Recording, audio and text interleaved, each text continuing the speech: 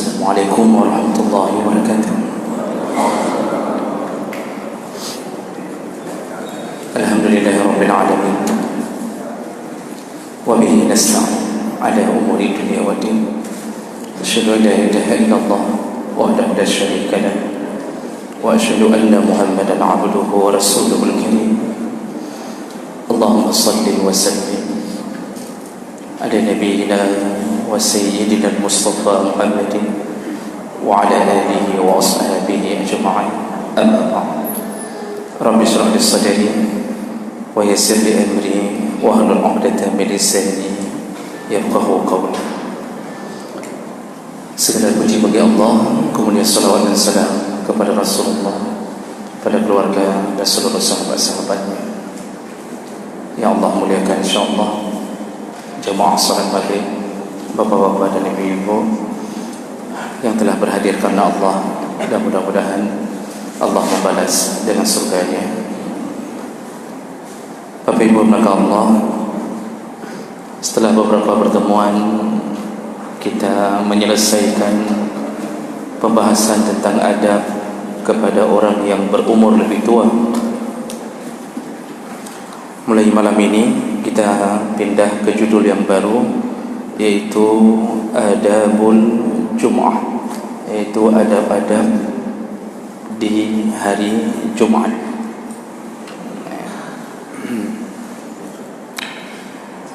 Ini penting untuk dibahas karena mengingat banyak orang yang meremehkan hari Jumat.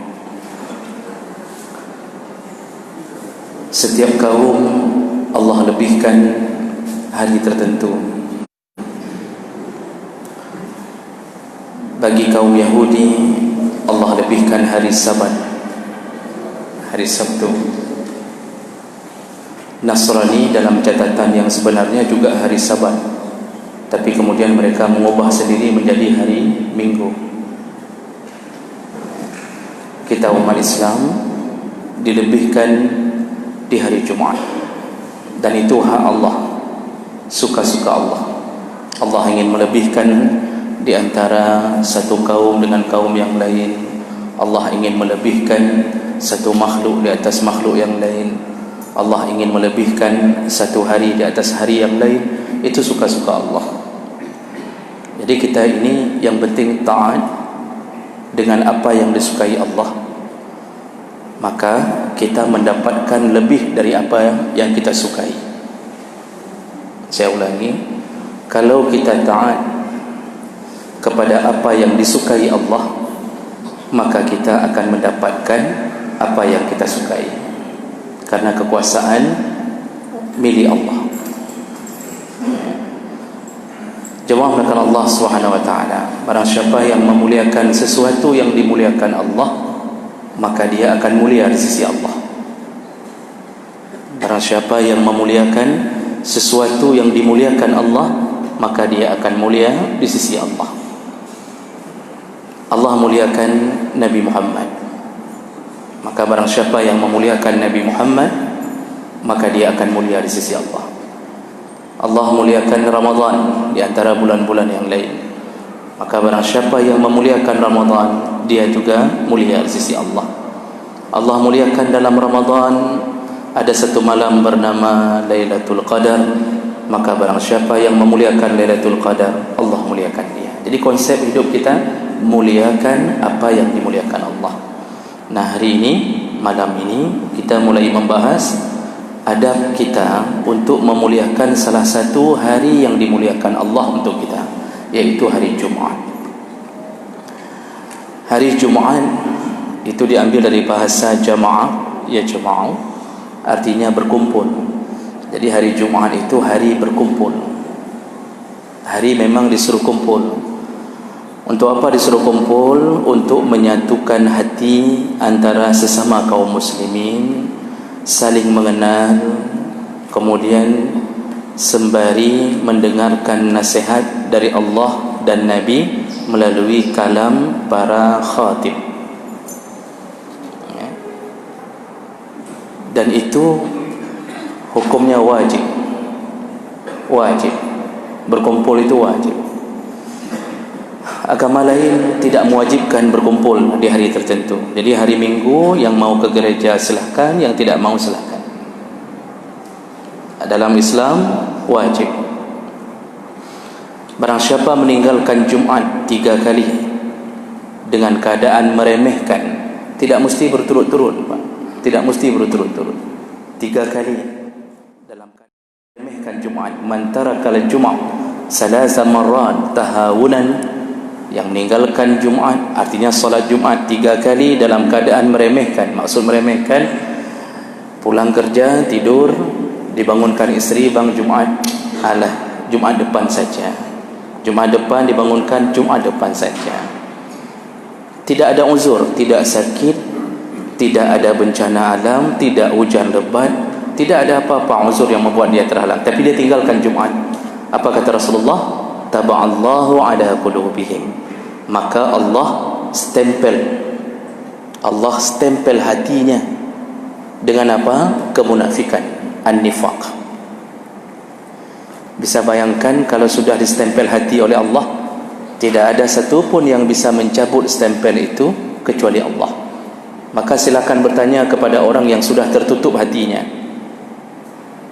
Silakan bertanya kepada orang yang tidak solat lagi, yang hari ini melakukan maksiat berulang-ulang, tidak ada hidayah, tidak pernah mau ikut pengajian, tidak pernah melangkah ke masjid, tapi dia bahagia, dia tenang, tidak ada rasa takut, dia sudah senang dalam maksiatnya. Silakan tanya apa yang dia lakukan. Pasti salah satu perbuatannya meninggalkan Jumat. Jadi Allah stempel hati. Ketika Allah stempel hati, itu tidak bisa dinasihati kecuali Allah yang buka stempel. Maka paling bahaya kalau meninggalkan Jumat, paling bahaya.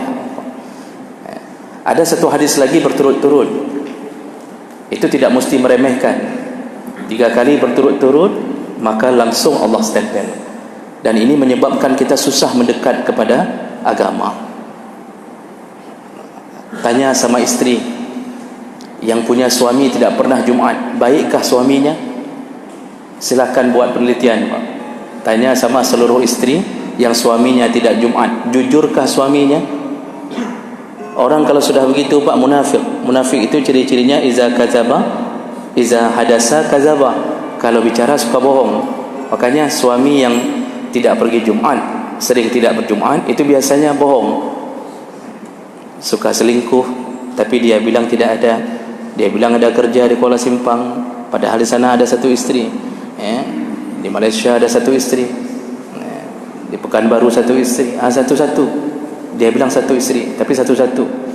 Itu baru bohong yang model halal. Belum lagi dia bohong, dia mengatakan ke istrinya, engkau cantik bagaikan rembulan, padahal bohong. Tapi kalau bohong itu masih dibolehkan sedikit untuk membahagiakan istri. Tapi intinya banyak kejahatan yang dilakukan oleh orang-orang yang meninggalkan Jumat. Baik, untuk kita yang Allah masih sayang, yang Allah masih menginginkan kita menuju ke surganya, maka mari kita belajar adab-adab memuliakan hari Jumat. Yang pertama, al-adabul awal, adab yang pertama, al-iksar minal a'mal as-salihah wa tarkul ma'asi. Hendaknya di hari Jumat berbanyaklah melakukan amal saleh dan usahakan jangan melakukan maksiat.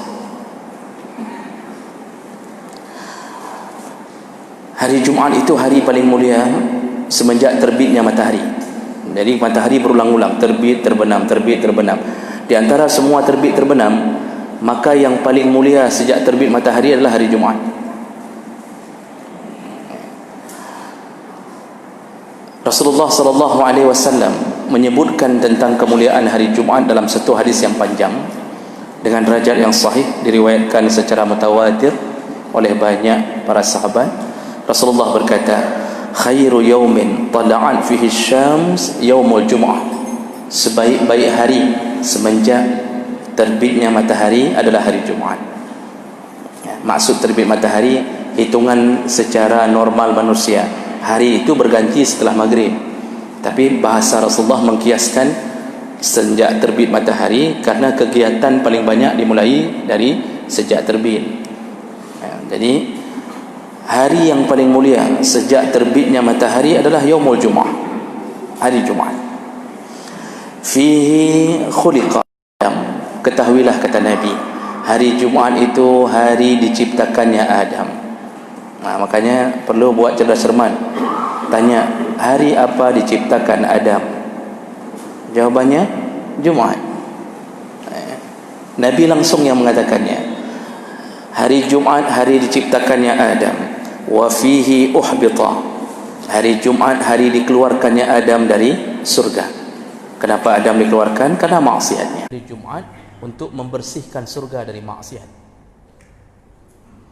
Walaupun sebenarnya Adam adalah orang yang bertahan supaya tidak memakan buah dari pohon yang dilarang oleh Allah. Sekali lagi saya ingin ulang, kita sering diajarkan pohon itu bernama pohon khuldi. Sebenarnya itu bahasa syaitan yang mengajarkan Adam. Syaitan yang mengatakan ke Adam bahwa Adam, sajaratul khuldi, ini pohon khuldi ini, kalau engkau makan, engkau akan kekal dalam surga. Makanya Allah larang makan, karena engkau sudah di-SK-kan untuk keluar dari surga. Jadi Allah larang supaya engkau tidak abadi dalam surga. Makanya kalau engkau makan, engkau akan abadi. Ditipu oleh syaitan. Adam tidak percaya, Adam tidak makan. Adam tetap taat kepada Allah. Langkah syaitan berikutnya menemui Hawa. Ketika menemui Hawa, sifat seorang perempuan mudah terpesona. Makanya banyak perempuan menikah karena terpesona. Enggak cek, enggak recheck, nikah. Kenapa? Waktu dilamar dibawa pizza, waktu dilamar dibawa burger, dibawa martabak 2 telur, dibawa mie pakai udang. Masya Allah, terpesona. Masya Allah, abang ini luar biasa. Begitu nikah, keriut mati. 1 bungkus mie pun tak pernah dibawa pulang lagi. Makanya perempuan tu cepat terpesona. Itu panci saja dibawa-bawa, panci, kasur dibawa-bawa. Itu kalau ditemui orang lelaki tak beli-beli. Pak, ini ada barang terbaru, kasur begini, kasur begini. Itu tak dibeli, karena orang lelaki pikirannya simple. Udah ada di rumah, ngapain lagi? Begitu temui perempuan, dibilang ini kasur ni bisa terbang sendiri. Kalau ibu mau terbang begini. Kalau ibu tidur belum tutup mata sudah lenyap. Pokoknya nikmat. Langsung dirayunya suami untuk beli. Laki-laki tidak jatuh ke tangan syaitan. Laki-laki banyak jatuh di tangan perempuan. Makanya waktu cerita Nabi Yusuf,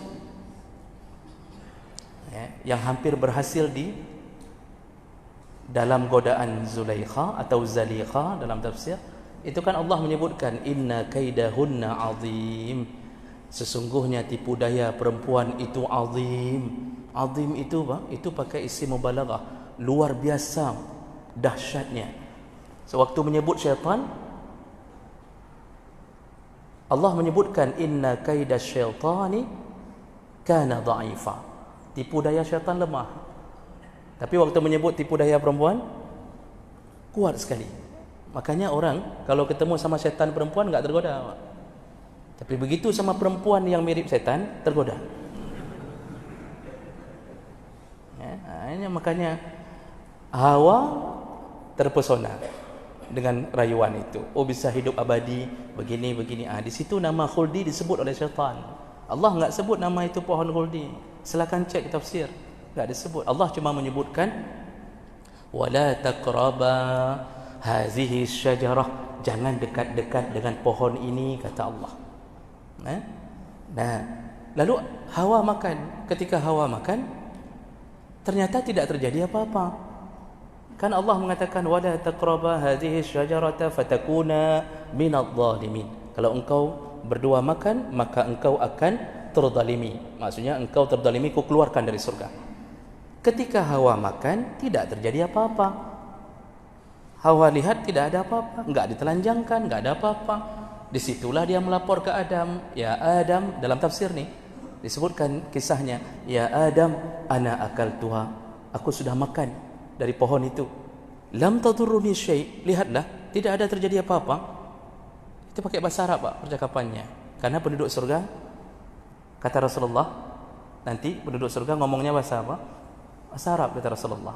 Makanya nggak bisa bahasa Arab, banyak sekali yang nggak bisa masuk surga. Bapak Ibu, tapi nanti bisa sendiri ya. Yang penting amal saleh, bukan bahasanya. Nah, disebutkan dalam tafsir, beberapa tafsir saya temukan kisahnya sama ya. Hawa mengatakan lam taduruni syai', lihatlah Adam enggak ada apa-apa, tidak ada mudarat apa-apa.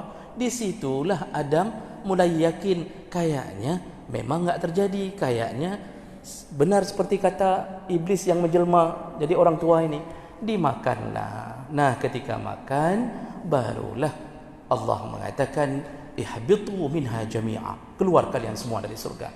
Dan bagaimana dalam keadaan keluarnya? Yawari sawatihima, dalam keadaan dilepaskan pakaian mereka, telanjang. Makanya orang telanjang haram masuk surga. Rasulullah mengatakan nisaun kasiyatun 'ariyat, termasuk perempuan yang haram masuk surga adalah perempuan yang berpakaian tapi telanjang. Karena Hawa dan Adam dikeluarkan dalam keadaan telanjang. Penduduk surga tidak boleh telanjang. Semua yang telanjang di dunia haram masuk surga. Nah, jadi Bapak Ibu menakat Allah, hari Jumat terjadi penurunan Adam. Rasulullah yang mengatakannya. Wa fihi tiba alaihi, juga hari Jumat Adam kembali bertaubat kepada Allah Subhanahu wa taala. Jadi hari Jumat dia diturunkan karena maksiatnya. Lalu hari Jumat dia taubat dan taubatnya diterima oleh Allah. Makanya ini pelajaran bagi kita. Memang kita mungkin pernah bermaksiat, tapi jangan pernah putus asa dengan rahmat Allah, bahawa semua yang bertaubat pasti diterima Allah. Syaratnya taubatan nasuha. Jadi jangan sampai hari ini taubat, besok ulang, taubat ulang, itu tidak diterima ya, karena Allah mengatakan walaisatit taubatu lilladzina ya'maluna as-sayyi'at hatta iza hadara ahadahumul maut qala inni tubtul an. Tidak akan diterima taubat mereka yang selalu mengulang-ulang kesalahan, mengulang dosa, lalu ketika mau mati nampak malaikat maut, baru dia mengatakan inni tubtul an, aku taubat ya Allah. Maka tidak lagi diterima taubat, tidak lagi. Makanya Adam langsung diterima taubatnya. Nah, di sini hebatnya Adam, ketika menyadari dia salah, dia langsung taubat. Terjadi itu hari apa? Jumat. Wa fihi qubida, hari Jumat Adam meninggal dunia. Jadi semua kejadian besar pada Adam adalah hari Jumat. Dan yang kelima, Rasulullah mengatakan wa fihi taqumus saa'ah, dan hari Jumat hari terjadinya kiamat. Hari Jumat hari terjadi kiamat. Itu pasti Pak. Jangan ragu. Hari Jumat terjadi kiamat. Walaupun banjir terus-terusan, kalau belum masuk hari Jumat tidak terjadi kiamat. Ada satu kebiasaan, kalau sudah hujan dimulai hari Jumat, itu biasanya berhentinya Jumat yang akan datang. Tapi ini baru kiamat kecil Allah kasih. Tapi kiamat besar yang dimaksud di sini terjadi di hari Jumat. Ma'ala wajhil ardi min dabbah, semua makhluk Allah yang melata di muka bumi, kata Rasulullah. Wahia illa wahia tasbahu yaumal jum'ah musikhah, semua makhluk yang melata di muka bumi ketika datang hari Jumat semuanya musikhah. Musikhah itu mereka memasang telinga ya. Memasang telinga apa? Untuk mendengar-dengar ada suara radifah tidak? Rajifah tidak? Suara sangkakala. Semut mencoba dengar dengan baik. Asal masuk hari Jumat mereka sudah takut. Kenapa? Apakah hari ini kiamat? Semua, semut, kodok, cebong, kampret, semuanya asal hari Jumat sudah takut. Kenapa mereka takut? Mereka takut kepada Allah Subhanahu wa taala. Dahsyatnya kiamat. Makanya kata Rasulullah, semua binatang takut ketika datang di hari Jumaat, maka mereka mencoba dengar enggak sangkakala hari ini, sangkakala jatuh enggak hari ini. Hatta tatlu'u syam syafaqan minas sa'ah illa ibnu Adam. Jadi asal sudah datang hari Jumaat sampai terbit matahari, mereka ingin mengetahui apakah datang kiamat hari itu atau tidak. Syafaqan minas sa'ah, takutnya terjadi kiamat, illa ibnu Adam, kecuali anak Adam. Apa maksudnya? Ternyata yang paling bandel, yang tidak berusaha mendengar, tidak ada rasa takut, kalau bahasa kita klopriap. Klopriap bahasa Indonesianya tuli peluit. Tuli peluit. Itu kalau main bola di prip enggak dengar-dengar tu. Klopriap. Ternyata ibnu Adam yang paling bandel, tidak ada rasa takut datangnya hari Jumaat. Padahal hari Jumaat sudah dipastikan hari datangnya kiamat. Wa fihi sa'atun la yusadifuha 'abdun mu'min wa huwa fis salat yas'alullaha syai'an illa a'tahu iyyah. Lalu kemudian Rasulullah berkata, barang siapa yang bertemu dengan hari Jumaat oleh seorang hamba yang mukmin, kalau dia dalam keadaan salat, artinya mulai salat hari Jumaat semenjak terbenam matahari sampai semenjak terbenam matahari hari Khamis sampai terbenam matahari hari Jumaat, dalam salatnya, setelah salatnya dia berdoa, yas'alullaha syai'an, kalau dia berdoa di hari Jumaat, illa a'tahu iyyah, pasti dikabulkan doanya. Pasti dikabulkan doanya. Ini janji Nabi. Jadi tadi adab pertama apa? Kalau bertemu hari Jumaat, perbanyak amal saleh, karena amal saleh itu dilipat gandakan di hari Jumaat. Pak, sedekah di hari Jumaat beda dengan sedekah hari biasa. Ada hadisnya. Itu bisa berkali lipat pahalanya. Makanya kita kalau selain Jumaat 1000 dalam celeng. Kalau hari Jumaat itu tolong usahakan jangan 1000 lagi. Paling kurang 1500. Paling kurang. Yang habis kriat yang paling kurang. Pertama mertuh saja pertama. Tapi masya-Allah, orang yang bersedekah di hari Jumaat, lihatlah masya-Allah, kita Jumaat pagi di sini Pak, ada orang bersedekah nasi setiap Jumaat. Masya-Allah, kalau beliau meninggal dan itu ikhlas, tidak pasang status di Facebook, tidak mengatakan apapun, tidak bilang di WA, tidak mengatakan kepada orang lain, nyan masjidnya menyohana lu hana sajuk bu, enggak dia katakan itu. Dia diam saja, dia bermohon kepada Allah, ketika dia melihat pahalanya berlipat ganda di hari Jumaat.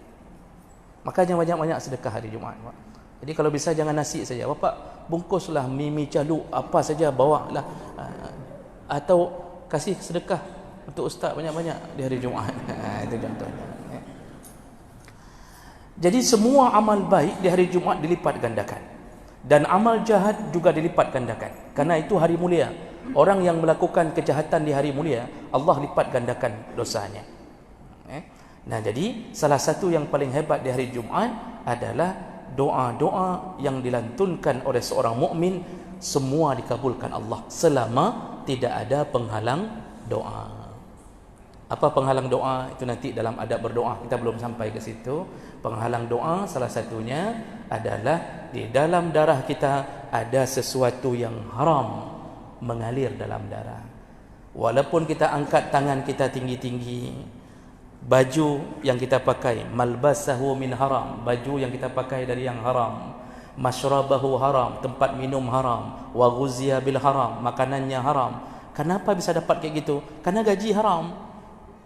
Kenapa gaji haram? Kerja di tempat haram. Bagaimana tempat haram? Tempat yang melawan Allah. Kagak pegah dia Allah. Jangan makan riba. Kita kerja di tempat riba. Nyoka mulai kereh. Nyoka masalahnya kamu mulai kereh. Jadi kita yang memajukannya. Kita memajukan. Mari bapak-bapak, ibu-ibu bersama kami. Kita makan riba berjamaah. Kita masuk neraka berjamaah. Ini yang model-model orang begini. Dalam darahnya bawa pulang gaji haram. Lalu dia angkat tangan hari Jumaat tinggi-tinggi. Allah tidak akan terima. Makanya Rasulullah mengatakan, fa anna yustajabu lizalik. Bagaimana Allah mau terima doanya sedangkan seluruh tubuhnya haram, bajunya haram, makanannya haram, minumannya haram? Allah tidak terima. Kalau tidak ada penghalang doa, ada beberapa penghalang doa, termasuk diantaranya kita tidak memuji Allah dulu dan tidak bersalawat. Jadi begitu langsung to the point, Angkat tangan, ya Allah, nak berkahwin dong. Hanakan berkahwin. Puji dulu Allah, alhamdulillah paling kurang. Lalu bersalawat ke Nabi, baru minta. Kalau tidak ada dua ini, kata Rasulullah, terhijab, doanya terhijab. Allah tidak mau dengar. Jadi di mana-mana puji Allah dulu, baru salawat. Ingat, puji Allah dulu, baru salawat. Bukan salawat dulu, baru puji Allah. Mohon maaf saya sedikit memberi masukan Bapak Ibu. Dalam berzikirnya seharusnya Allahumma antas salam ilaih, baru selawat. Kan telawud ilaih, baru Allahumma antas salam. Seharusnya, karena tidak ada satu konsep pun yang menyuruh bersalawat dulu baru memuji Allah. Tidak ada. Habis astagfirullah, Allahumma antas salam, baru kemudian salawat. Ini bagaimana kita memuji Nabi dulu, baru kita puji Allah. Yang salah berdua. Ini sebagai masukan yang perlu kita rubah. Jadi jangan terbias ikut-ikut, tapi yang ada depa. Adab manapun Allah di atas, baru Nabi. Nabi bukan partner Allah. Nabi itu utusan Allah Subhanahu wa taala. Hari ini sudah terbiasa salawat lalu masalah. Dalam hadis Nabi, habis astagfirullah, Allahumma antas salam, baru salawat kepada Nabi sallallahu alaihi wasallam. Baik, itu adab pertama. Perbanyaklah amal dan kemudian beramal salehlah, lalu berdoa. Di hari Jumaat banyak-banyak doa, Pak. Habis salawat banyak-banyak doa. Baik. Waktu kita singkat, lungdong ini. Memang baru satu adab, tapi tidak mengapa. Silakan kalau mau dibuka tanya jawab dulu. Ya, baik. Pada masanya mungkin ada hal-hal yang ditanyakan kepada Ustaz. Kami bersama. Ustaz akan masuk silakan dan permisi. Assalamualaikum warahmatullahi wabarakatuh. Waalaikumsalam.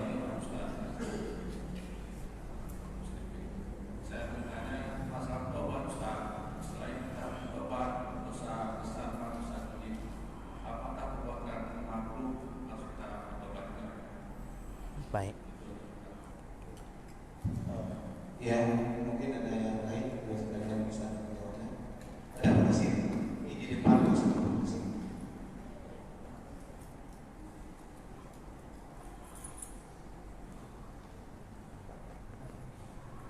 Ya, saya. Assalamualaikum warahmatullahi wabarakatuh. Yang saya hormati jemaah maghrib dengan Ustaz yang kita muliakan, Pak Ustaz tidak bersama. Jadi bertanya Ustaz, apa hukumnya kalau kita sholat Jumat meninggalkan kampung kita menuju masjid tempat lain Ustaz? Yang kedua Ustaz, mengapa sholat sujud sejadah itu hanya dilakukan pada hari Jumat? Sekian Ustaz. Assalamualaikum warahmatullahi wabarakatuh. Waalaikumsalam warahmatullahi wabarakatuh. Ya, silakan sekalian. Dan tiga pertanyaannya. Silakan Pak.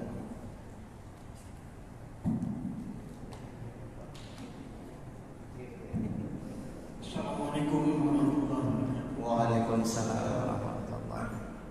Ustaz, saya bicara Ustaz itu Ustaz dari bawah.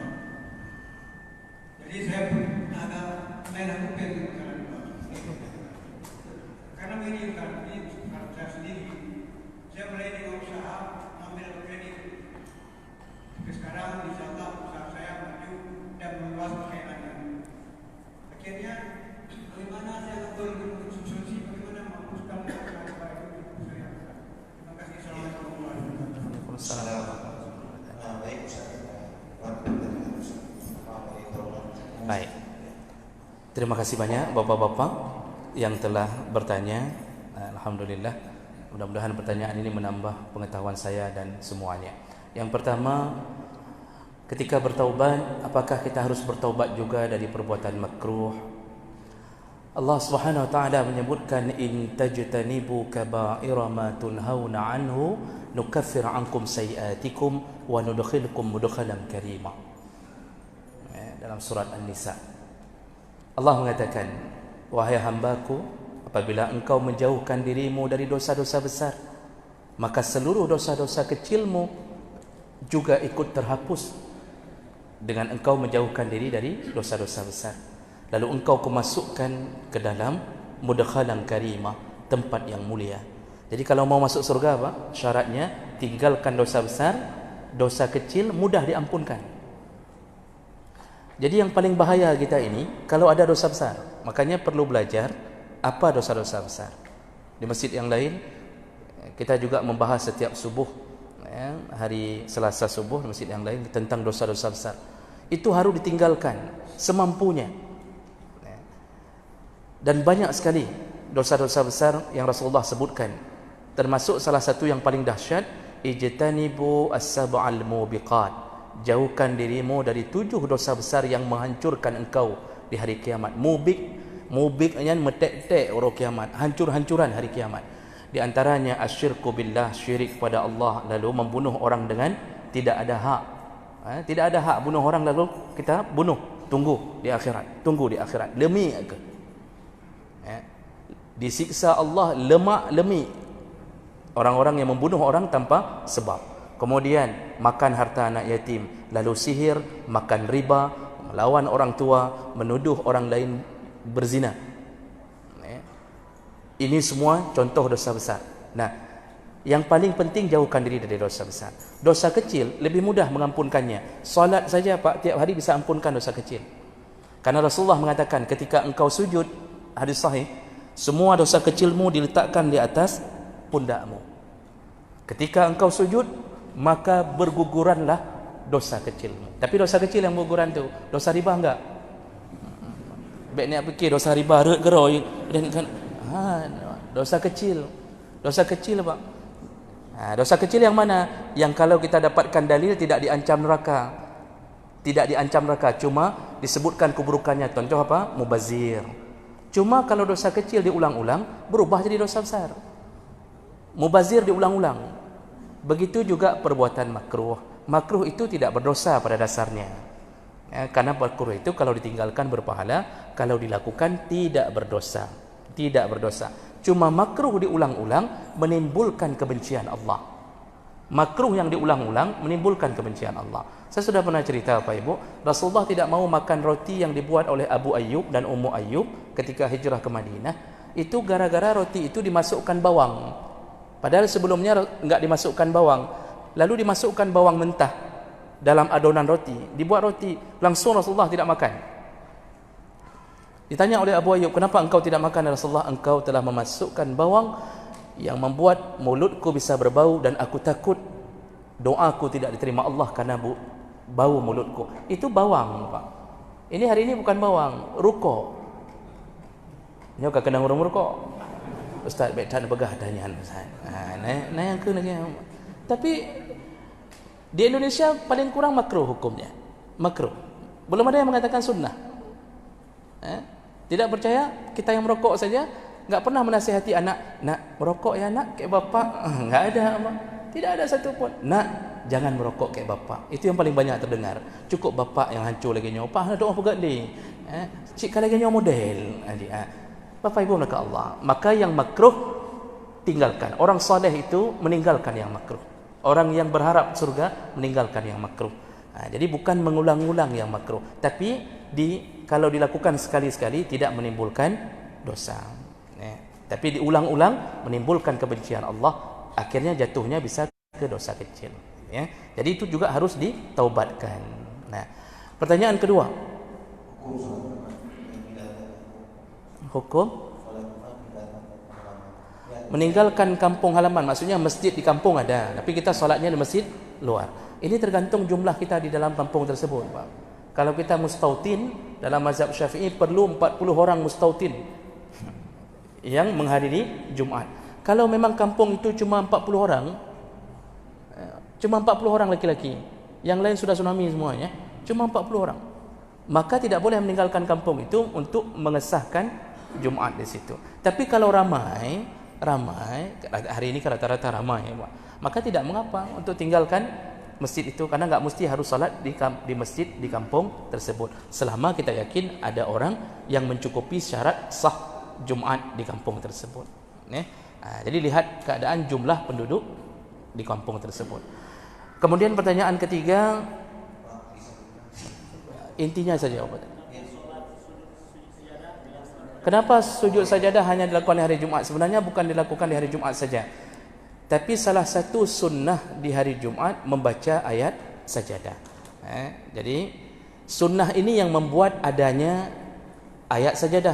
Gara-gara terbaca ayat sajadah, bagi yang membaca, bagi yang mendengar, disunnahkan untuk melakukan sujud sajadah. Dan itu dilakukan oleh Rasulullah setiap Jumaat, walaupun hukumnya sunnah. Jadi bukan hanya hari Jumaat, sebenarnya kebetulan karena Rasulullah bacaan favoritnya di hari Jumaat adalah surat sajadah, ada ayat sajadah di dalamnya.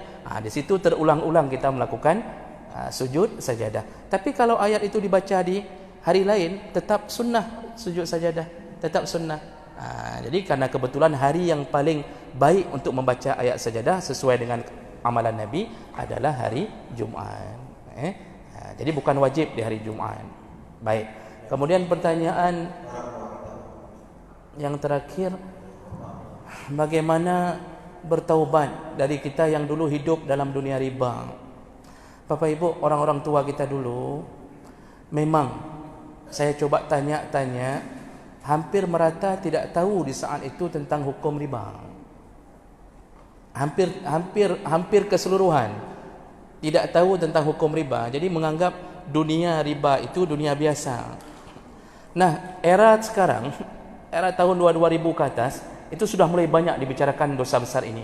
Dulu tidak banyak dibicarakan dosa besar ini. Jadi pengajian kita hanya berkutat pada taharah, salat, zakat, puasa. Lalu kita tidak banyak dibicarakan tentang yang haram itu. Jadi aneh juga, karena kita terus melakukan ibadah, tapi kita campurkan dengan yang haram. Jadi akibatnya banyaklah dulu yang terjebak di dalam dunia riba. Tapi ada sedikit celah. Keadaan tidak tahu menyebabkan Allah mudah untuk memaafkan. Keadaan tidak tahu. Kalau sudah tahu, maka harus segera meninggalkannya. Tapi Ustaz, saya sudah tinggalkan, saya sudah taubat sekarang. Saya tidak makan lagi, saya tidak ambil lagi dunia kredit, saya tidak ambil lagi. Tapi saya masih ada kredit sampai 10 tahun yang akan datang sebelum saya tahu. Bagaimana kata para ulama, yang sudah taubat segera tanamkan azam, keinginan yang kuat bahawa yang dia ambil itu terakhir sekali. Jadi dia dibolehkan untuk, kalau ada uang Pak boleh ngebom, dilunasi langsung. Kalau tidak ada uang untuk lunasi, silakan lanjutkan bayar kreditnya per bulan, silakan. Tapi berjanjilah kepada Allah bahawa itu yang terakhir. Setelah itu jangan lagi lakukan. Nyan hana mayang Pak Bu Nyan. Kenapa saya di mana-mana lebih banyak mengatakan riba? Karena yang lain kita ini mudah menghindari. Rata-rata kita berzina tidak apa? Saya lihat tidak ada wajah-wajah penzina. Kira-kira begitulah. Berzina kita mudah. Rasa suka perempuan wajar. Tapi untuk berzina itu orang jarang jatuh ke dalamnya. Apalagi yang dekat dengan masjid kayak bapak. Tapi riba, baik yang pakai peci, yang pakai kain sarung, yang pakai celana, yang tidak pakai celana, mandum dalam riba. Nah, dunia riba menganggap itu biasa. Padahal dosanya, kata Rasulullah, dirhamun ya'kulur rajul minar riba. Satu dirham engkau makan dari dunia riba. Apakah jadi rentenirnya atau jadi nasabahnya, dosanya asyaddu min sittah wa salasina zinyah. Dosanya melebihi 36 kali kali sendiri berapa kali berzina. Makanya nanti kalau masuk neraka barulah menyesal. Peken long puput, baru menyesal. Sekarang memang santai. Alah, ustaz tu pada dengar tak dulunya ke riba sih. Saya lantang bicara masalah ini. Alhamdulillah saya coba jaga diri, Pak, tidak jatuh ke dunia riba. Makanya Honda second semua.